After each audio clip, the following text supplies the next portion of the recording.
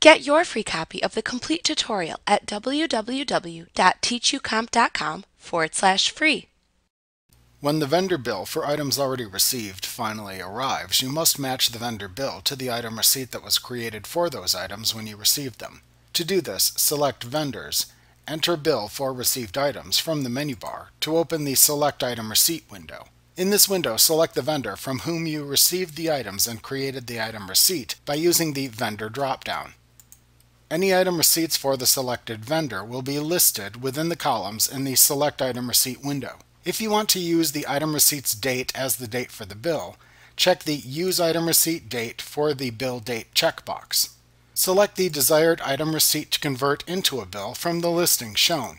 If you use the Memo field when creating the item receipt, this information will appear in the columns to help you distinguish between the item receipts shown. After you have selected the item receipt that matches the bill received, click the OK button to continue to the Enter Bills window.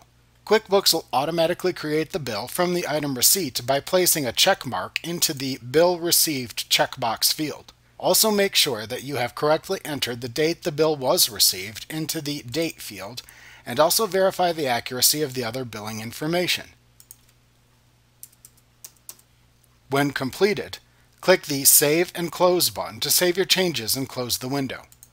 If prompted by QuickBooks to save the changes to the transaction, click the Yes button to save your changes to record the bill. The change referred to is simply the check mark that is now placed into the Bill Received field, changing the transaction from an item receipt into a bill.